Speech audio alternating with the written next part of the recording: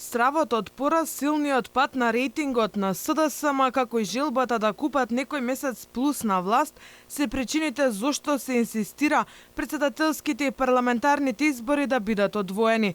Нивната желба и амбиција за еден ден плюс во владеачките фотели ќе ги чинат граѓаните милиони евра, кои во период на безпарица и тоа како може да помогнат во барем дел од секојдневието на народот. Според делот аналитичарите, понудата на Мицкоски за лидерска средба е повеќе од неопходна, ем заради критичната состојба во која се наоѓа Македонија, но и заради праксата која години наназад се почитува. Ковачевски децидно е одби лидерската средба, нагласувајќи дека како единствено, ако е таа само за уставните измени. Божиновски за Алфа вели дека Ковачевски и Мицкоски мора да седнат на заедничка маса за да се разговара освен за датумот на избори, така и за ветувањата на владеачката СДСМ кон помалите политички партии за една изборна единица. Доколку се изборите заедно, прво ќе се заштедат сериозни пари, а второ ќе се обезбеди сигурен цензус за вториот круг на претседателски избори.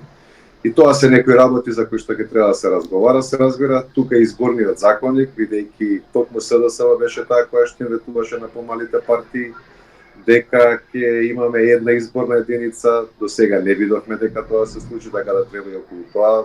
Опозицијата бара и претседателските и парламентарните избори да бидат истовремено, но власта инсистира на одвоени процеси, иако се со временска разлика од нецели 2 месеци. Аналитичарите во тоа гледаат замислена владеачкото мнозинство да добие на рейтинг и гласови, доколку опозицијата гласа за уставните измени, но планот е безуспешен бидејќи нема најави тоа да се случи.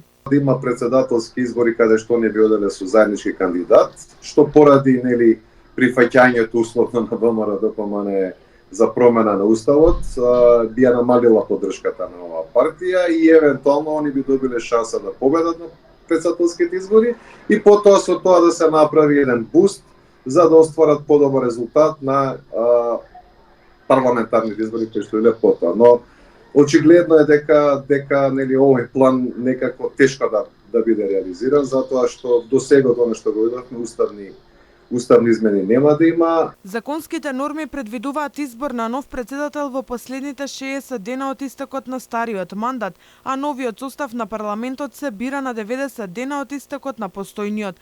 Последен термин за втор круг од претседателските избори е 5 мај идната година, кога православните христијани го слават Великден.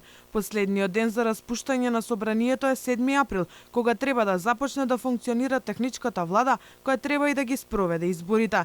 Па според пресметките за рокови, меѓу двата изборни циклуси има само 2 месеци, што практично нема никаква пречка изборните процеси да бидат споени, што е најлогично и економично за опозицијата.